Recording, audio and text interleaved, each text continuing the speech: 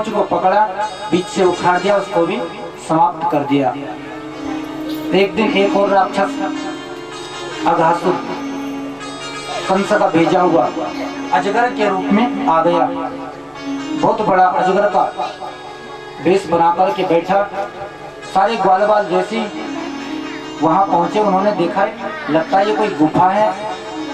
बिल्कुल शांत चित्त होकर के बैठा रहा। सारे ग्वाल बालों ने गुफा समझ करके अजगर के पेट में प्रवेश कर लिया। भगवान दूर खड़े थे, रोका, अरे ग्वाल बालों ये राक्षस है, इसके अंदर मत जाओ। लेकिन किसने नहीं सुना और सारे जो है उसके अंदर प्रवेश कर गए। अब प्रभु ने सोचा कि ये सब मेरे अधीन हैं, सब मेरे को मानते हैं, इनकी रक्षा अब तो मुझे करनी चाहिए। और भगवान की तो प्रतिज्ञा है, जिसने कह दिया कि हे नाथ मैं आपका हूं और आप मेरे हो, तो यदि सच्चे मन से कह दिया तो भगवान अवश्य उसकी रक्षा करते हैं। वाल्मीकि रामायण में भगवान ने प्रतिज्ञा करी कि सकृदेव प्रपन्नाय तवास्मीति च याचते अभयं सर्वभूतेभ्यो ददामे तद्व्रतं मम ददामे तद्व्रतं मम। सकृदेव प्रपन्नाय, अगर कोई एक बार भी कह दे कि प्रभु मैं आपकी शरण में हूँ, सकृत एक बार, प्रपन्नाय आपकी शरण में हूँ, और तवास्मीति प्रभु मैं आपका हूँ, तो मेरी भी प्रतिज्ञा है अभयम सर्वभूतेभ्यो, मैं सभी प्राणियों से भूतों से उसकी रक्षा करता हूँ, उसको अभय दान देता हूँ। ददाम्ये तद्व्रतं मम, ऐसा मेरा व्रत है, प्रतिज्ञा है। तो प्रभु ने सोचा इनकी रक्षा करना मेरा धर्म है। प्रभु भी उसके अंदर प्रवेश करते हैं, अघासुर के अंदर। जैसे ही अंदर प्रवेश किया, अघासुर ने अपना मुंह बंद कर दिया। भगवान इसके गले में गए, गले में जैसे अपना शरीर बढ़ाया, इसकी सांस रुक गई, सांस रुकी, सहन न कर पाया, तो ये भी समाप्त हो गया, इसके भी प्राण पखेरु उड़ गए। बोल बाल कृष्ण लाल की जय। ये अघासुर है ना, जो अघ माने पाप, पाप का ही जो एक अंश हो उसको कहते हैं अघासुर। ये अघ जो है लोभ का प्रतीक है, लोभ का अघासुर। जैसे जैसे लाभ बढ़ता है ना, लाभ, तो वैसे वैसे लोभ भी बढ़ने लग जाता है। लाभ बढ़े तो लोभ बढ़े। हमको यदि कुछ मिल जाए कहीं से अचानक से तो हम बड़े खुश होते हैं, पर थोड़ी देर बाद सोचते हैं अगर थोड़ा सा और मिल जाता तो कितना अच्छा होता। तो जैसे जैसे लाभ बढ़ता है, कुछ मिलता है, तो इच्छा और बढ़ जाती है, और मिल जाता, और मिल जाता। तो जिमि प्रति लाभ लोभ अधिकाई, लोभ और भी बढ़ने लगता है। एक बार एक व्यक्ति, देखो ध्यान से सुने, लोभ कैसे बढ़ता है। एक बार एक व्यक्ति अपने घर की तीसरी मंजिल पर खड़ा था, तीसरी मंजिल पर खड़ा था और छत से नीचे झांक रहा था रोड पर। जब झांक रहा था तो उसकी नजर पड़ी एक पैसे पर, एक सिक्का पड़ा था। उसको लगा, छोटा सा दिखा, उसको लगा 25 पैसा है, उसको लगा 25 पैसा है। तीसरी मंजिल से देखा, ओहो 25 पैसा है, चलो। और उस जमाने में तो 25 पैसे की बहुत कीमत थी, बहुत मान्यता थी। ओहो मुझे 25 पैसा मिल जाएगा, आज नीचे जाता हूँ, उठा के आता हूँ। तो तीसरी मंजिल से दूसरी मंजिल पर आया। फिर दूसरी मंजिल पर जैसे ही आया, उसने सोचा कहीं किसी ने उठा तो नहीं लिया, चलो एक बार और देख लेता हूँ। दूसरी मंजिल से उसने उसको देखा, पैसे को। अब थोड़ा सा बड़ा दिखाओ, क्योंकि तीसरी मंजिल में था तो छोटा दिख रहा था। थोड़ा सा नीचे आया, थोड़ा और बड़ा दिखा, तो उसने सोचा 50 पैसा है। अब तो लाभ और बढ़ गया, ओहो 50 पैसा, उस समय बहुत कीमत थी 50 पैसे की। खुश हो गया, मुझे 50 पैसा मिल जाएगा। अब जो है पहली मंजिल पर आ गया। फिर उसने सोचा कि कहीं किसी ने उठा तो नहीं लिया, एक बार और देख लेता हूँ। तो पहली मंजिल से देखा तो और बड़ा दिखा। उसने सोचा 1 रुपया है, तो खुश और ज्यादा प्रसन्न हो गया, मुझे 1 रुपया मिल जाएगा आज। बहुत खुश हुआ। और जैसे ही नीचे पहुंचा, रोड पर उठाने लगा तो वो 1 रुपया नहीं था, पेप्सी का ढक्कन पड़ा था उल्टा। पेप्सी का ढक्कन पड़ा था। उसने सोचा 1 रुपया है, तो लाभ बढ़े तो लोभ बढ़े, ऐसे लाभ की वृद्धि होती है। तो अघासुर को मारा, ये जो लोभ का प्रतीक है। वृंदावन में लीला पहुंचे भगवान, जो वृंदावन धाम बड़ा ही सुंदर, और वृंदावन को भक्तों के लिए ही भगवान ने बनाया है। वृंदा नाम भक्त समूह नाम अवनम रक्षणम इति वृंदावनम। जहाँ पर भक्तों का समूह रहता हो वो वृंदावन। प्रेम की पिपास देख देख निज प्रेमियों को, प्रेम की पिपास देख देख निज प्रेमियों को, प्रेम का समुद्र सीमा तोड़ के बहाया है। भावुक रसीले जन निराश न होंगे अब, कामना की पूर्ति हेतु कल्प तरु लगाया है। चिंतामणि जटित चारु चादर बिछाई यहाँ, कुंज प्रति कुंज भांति भांति से सजाया है। भारत का भूषण तिलक तीनों लोकों का, भारत का भूषण तिलक तीनों लोकों का, भक्तों के वास हेतु वृंदावन बनाया है। भक्तों के वास हेतु वृंदावन बनाया है। भक्तों के लिए भगवान ने वृंदावन धाम बनाया। जहाँ पर वृंदावन में कभी चले जाओ तो अगर एक बार चले गए तो फिर जो है कृष्ण चित्त को चुरा लेते हैं, फिर आने का मन नहीं होता। ऐसा दिव्य वृंदावन धाम, जहाँ पर बस राधा राधा नाम की गुंजार, जहाँ देखो कहीं भी चले जाओ प्रत्येक व्यक्ति के मुख से राधा राधा नाम का उच्चारण होता है। कोई किसी से चाहे बात करे, चाहे किसी से लड़ाई करे, तो राधा राधा नाम तो निकलेगा ही। भले ही गुस्से से कहेगा लेकिन राधा जरूर बोलेगा। और तो छोड़ो, जो रिक्शे वाले होते हैं ना वृंदावन के, वो भी जब जाते हैं भक्तों को दर्शन कराने, भीड़ होती है बहुत ज्यादा, रास्ता नहीं मिलता, तो ये नहीं बोलते हैं कि भैया साइड दो, कहते हैं राधे राधे साइड दो, राधे राधे राधे राधे बोल करके जो है आगे बढ़ते हैं।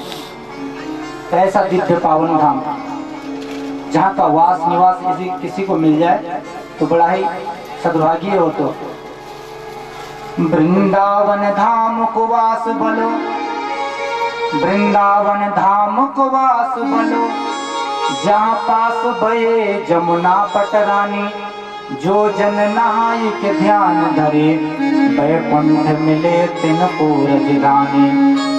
चारों वेद बखान करे और संत मुनि की यह वाणी, जमुना जमदूत को तारती है, भवतारती है श्री राधिका रानी, भवतारती है श्री राधिका रानी। तो ऐसी राधा राधा, अरे लोगों को तो छोड़ो, जहाँ के वृक्ष भी राधा राधा बोलते हो, वृक्ष भी राधा राधा राम का उच्चारण करते हैं। वहाँ के वृक्ष भी कोई साधारण वृक्ष नहीं है, वो पूर्व जन्म के कोई ऋषि मुनि हैं जो इस बार वृक्ष बनकर के आए हैं। वहाँ के वृक्षों का भी बड़ा महत्व है।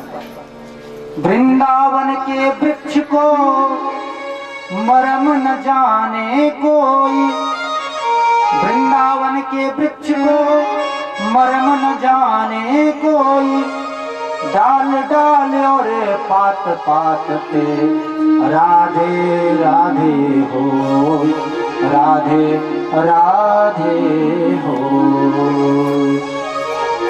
वृक्ष लता पताएं भी राधा राधा नाम का गुंजार करते हैं। ऐसा दिव्य पावन धाम। एक दिन भगवान ने सोचा अरे ये यमुना जो कि विषाक्त हो गई, इसमें काली नाग रहता है। ये काली नाग इसने पूरी यमुना को विषैला कर दिया। गाय पानी पीती है तो जो है सारी गायें मूर्छित होकर के गिर पड़ती हैं। ध्यान से सुने,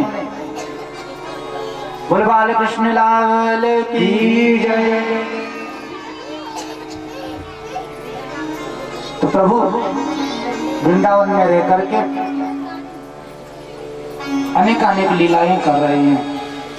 तो दिव्य पावन धाम वृंदावन, कौन कौन गया है वृंदावन? कोई गया है? हाथ खड़े करो जो वृंदावन गया है।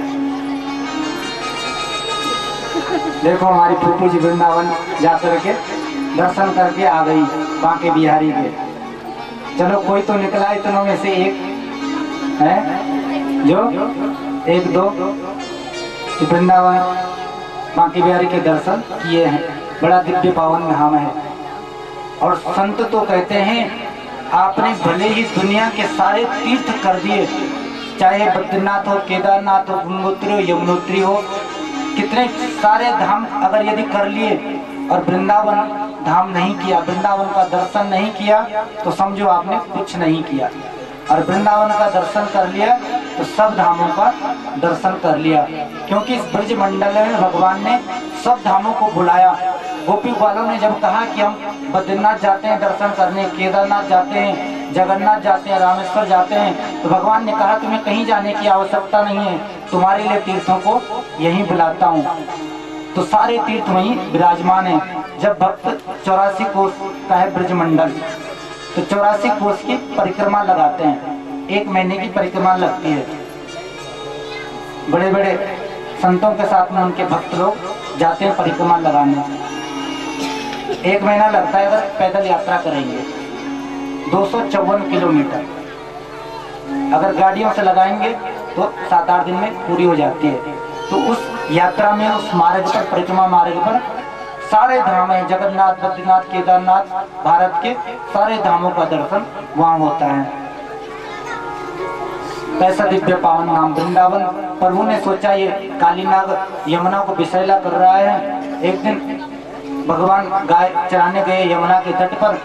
बलराम जी को नहीं ले गए, आज साथ में ग्वाल वालों के साथ गए, पहुंचे। जैसे बंदूक क्रीड़ा करी भगवान ने, गेंद खेल रहे थे ग्वाल वाल आपस में, तो जो है श्री दामा की गेंद को भगवान ने जमुना में फेंक दिया।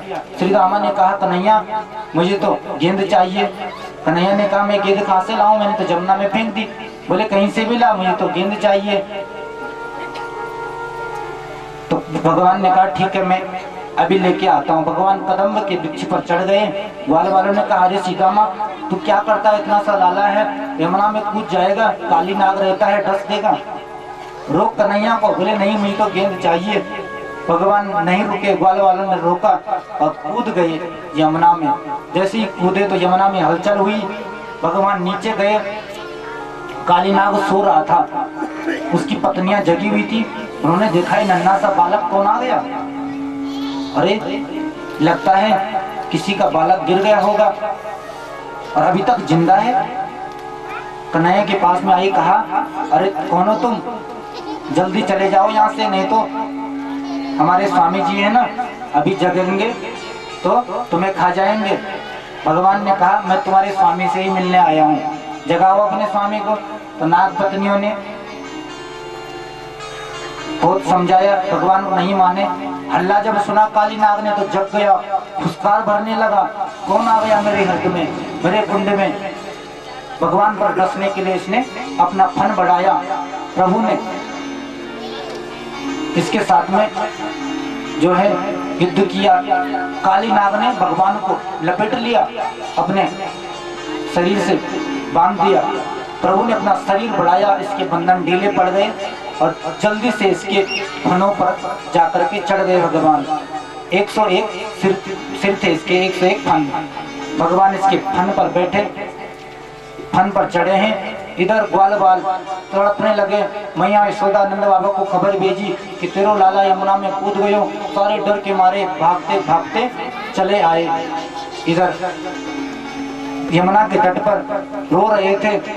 कन्हैया कालीनाग के ऊपर बैठ करके धीरे धीरे धीरे धीरे यमुना से ऊपर आ गए और जैसे ही ऊपर आए हैं तो भगवान का दर्शन किया सभी ग्वालों ने। बोले काली मर्दन भगवान की जय। बांसुरी बजा रहे हैं उस कालीनाग के जो है फन पर, उसको दंडित किया भगवान ने और नागपतियों ने स्तुति करी। अंत में रमणक द्वीप में कालीनाग को भेजा है और काली का उद्धार किया। इस प्रकार से दिव्य लीलाएं प्रभु वृंदावन में कर रहे हैं। बड़े नटखट, बड़े जो हैं चंचल हैं, अनेकानेक लीलाओं के माध्यम से आइए कुछ पल भगवान नाम का, भगवान की नटखट लीला का दर्शन करते हुए आगे बढ़ते हैं। जय हो। बोल वृंदावन बिहारी लाल की जय। हमारे सती जी आपको अपने मुखारविंद से, अपनी मधुर वाणी से भजन सुना रहे हैं, तो आपका कर्तव्य है कि भजन में पूरा सहयोग करें, ताली बजाएं, नाचें, झूमें और गाएं। जय हो।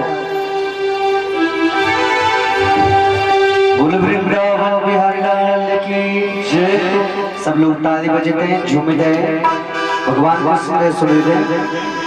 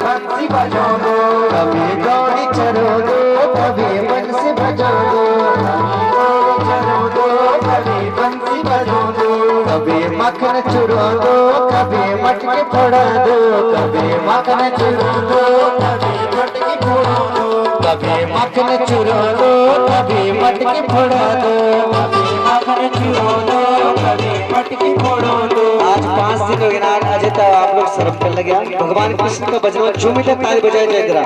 दुई हाथ खड़े गए बड़ो लटकट वेगे तेरे कृष्ण कन्हैया, लटकट वेगे तेरे कृष्ण कन्हैया, बड़ो लटकट वेगे तेरे बाबू यशोदा, बड़ो लटकट वेगे तेरे बाबू यशोदा।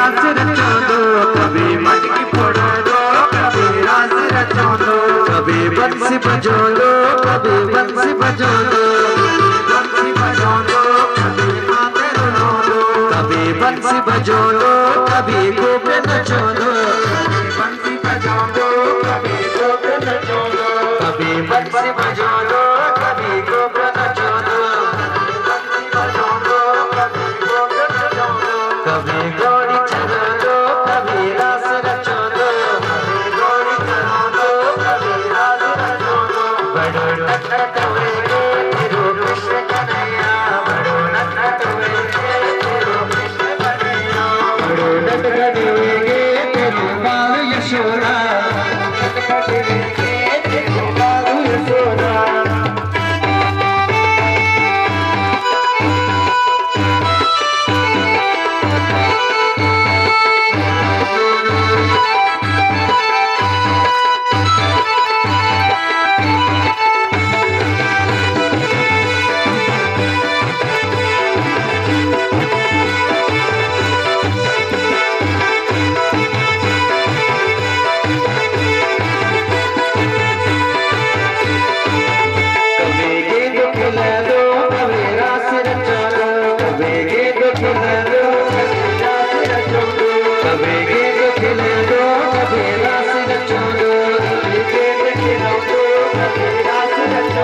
कभी चित्त चुरा दो, कभी बंसी बजो दो, कभी चित्त चुरा दो, कभी बंसी बजो दो, कभी चित्त चुरा दो, कभी बंसी बजो दो, कभी चित्त चुरा दो, कभी बंसी बजो दो, बड़ो नटनट वेगे तेरो कृष्ण कन्हैया, बड़ो नटनट वेगे तेरो कृष्ण कन्हैया, बड़ो नटनट वेगे तेरो बाल कन्हैया, बड़ो नटनट वेगे तेरो बाल कन्हैया, बड़ो नटनट वेगे तेरो कृष्ण कन्हैया, बड़ो नटनट वेगे तेरो कृष्ण कन्हैया, बड़ो नटनट वेगे तेरो बाल यशोदा, बड़ो नटनट वेगे तेरो बाल यशोदा, बड़ो नटनट वेगे तेरो बाल यशोदा, बड़ो नटनट वेगे तेरो बाल यशोदा।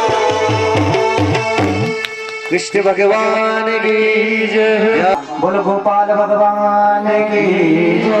प्रभु ने गायों का पालन किया, गायों की रक्षा करी, उनको चुगाया। अब आता है वेणु गीत का प्रसंग। भगवान ने बांसुरी का निनाद किया। प्रभु एक कदम्ब के वृक्ष के नीचे गए, अपने ध्यान से सुने। बहुत सुंदर प्रसंग है, केवल 10-15 मिनट का। उसके बाद कथा को विराम। बहुत अच्छा प्रसंग है, ध्यान से सुनो। भगवान ने बांसुरी का निनाद किया, बांसुरी बजाई कदम्ब के वृक्ष के नीचे। बड़ी दिव्य बांसुरी और बड़ा सुंदर दर्शन प्रभु का हो रहा है। गोपी ग्वालों ने जैसे ही देखा, सब प्रभु के पास में आ गए और जो है दर्शन करने लगे भगवान का। कैसा दर्शन कि बरहा पीडम नटवर वपु कर्णयो कर्णिकारम बिभ्रदवास कनक कपिसम वैजयंती जमाला रंगान वेणुरदर सुदया पूरयन् गोप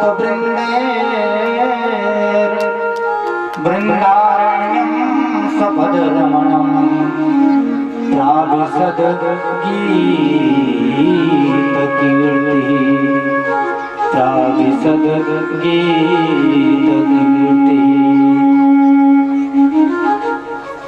कैसा सुंदर दर्शन भगवान का कि बरहा पीडम, मोर मुकुट धारण किया है।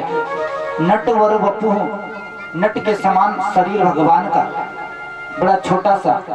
और कर्ण योग कर्णिकारम, कानों में कनेर के फूल धारण किए हैं। बिभ्रदवासा, जो कपड़े हैं ना भगवान के वस्त्र, पीला पीतांबर पहना हुआ है। बिभ्रदवासा कनक कपिसम, सोने के समान पीला और वैजयंती च माला, वैजयंती माला धारण की हुई है। रंध्रान वेणु अधर सुदया, वेणु के छिद्रों को अपनी अंगुलियों से दबाया है और अपने होठों पर बांसुरी को रखा है। अधर सुदया पूरयन गोप वृंदों से घिरे हुए हैं। ऐसे प्रभु वृंदारण्यम सपद रमणम प्राभिसद गीत कीर्ति, वृंदारण्य में सुशोभित हो रहे हैं। सारे गोपी ग्वाल उनको देख रहे हैं, उनका दिव्य दर्शन कर रहे हैं। गोपियों ने भगवान की बड़ी महिमा गाई और इस वेणु की महिमा गाई, बांसुरी की महिमा और भगवान की महिमा गाते हुए कहती हैं कि अक्षण्मतां फलमिदं न परं विदामः सख्य पशु नन विवेश यतोर्वयस्से वक्त्रं व्रजे सुतयोरनवेणुजुष्टं येर्वा निपीतमनुरक्त कटाक्षमोक्षम्। एक गोपी दूसरी गोपी से कहती है, बहन जिन आंखों ने कन्हैया का दर्शन कर लिया वो वही आंखें धन्य हैं। अक्षण्णताम फलमिदम न परम विदामः, जिन आंखों ने कृष्ण का दर्शन कर लिया उन्हीं की आंखें सार्थक हैं, बाकी तो मोर पंख के समान हैं, उन्हीं आंखों का साफल्य है। बांसुरी की महिमा गाने लगी। एक कहती है, अरे बहन ये बांसुरी इसने कितना तप किया होगा, जिसको भगवान ने अपना लिया। हर समय भगवान के पास में रहती है, उनके अधरों से लिपटी रहती है, उनके हाथों में विराजमान रहती है। और इस बांसुरी को इतनी सुविधा भगवान ने दी, बांसुरी की इतनी रक्षा सुरक्षा भगवान करते हैं, इतनी सुविधा दी है, और फिर भी ये बांसुरी जब देखो तब चिल्लाती रहती है, इसको चैन नहीं। कितनी सुविधा दी है इसको, भगवान कैसे इसकी रक्षा करते हैं, इसको अपने साथ में रखते हैं कि ब्रज जीवन होठन के तकिए कर फूलन सेज बिछावती है, अंगुरेत दबावत पाँव जहीं बन बांसुरी मोद न पावत है, बन बांसुरी मोद न पावत है। इस बांसुरी के भगवान ने कितनी सुविधा दी है कि ब्रज जीवन होठन के तकिए, भगवान ने अपने होठों को इस बांसुरी का तकिया बना रखा है। ब्रज जीवन होठन के तकिए और कर फूलन सेज बिछावती हैं, जो भगवान के हाथ हैं यही इसकी सैया है, अपने हाथ इसकी सैया में लगे हैं भगवान के।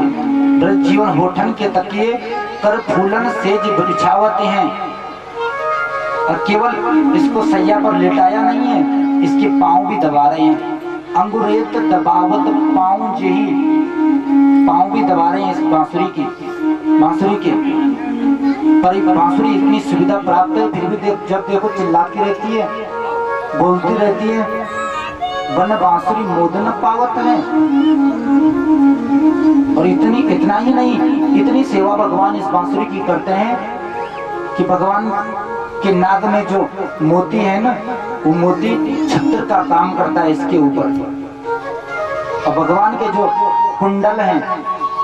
कुंडल हैं ये चंवर का काम करते हैं इस बांसुरी की सेवा में। भगवान की जो पलकें हैं ये पलकें पंखे का काम करती हैं, इस बांसुरी को पंखा करती हैं, हवा करती हैं। और इतनी सुविधा प्राप्त है फिर भी चुप नहीं रहती। बहन इस बांसुरी ने कौन सा तप किया जो आज भगवान के अधरों से लिपटी है। एक गोपी ने कहा, बहन इसने बहुत तप किया है, बहुत तपस्या करी है, तब भगवान ने इसको अपनाया। देख पहले इसने घनघोर जंगल में जन्म लिया बांस के रूप में, उस जंगल में इसने सर्दी को सहा, गर्मी को सहा, वर्षा को सहा, इतना तप किया, सब कुछ सहा इसने भगवान के लिए। फिर जब ये बांस बड़ा हुआ, कोई बांस काटने वाला आया, उसने इस पर छुरा चलाया इसको काट करके ले गया। ये भी इसने सहन किया। जब वो घर लेके गया तो उसने गरम गरम सरिये से इस पर छेद कर दिए, और एक छेद नहीं, पूरे 7-7 छेद गरम गरम सरिये से। बहन वो भी इसने सहा है, इतनी तपस्या इसने करी है, और तब जाके भगवान की अधरों से लिपटी है। बांसुरी ने भी कहा, अरे मेरी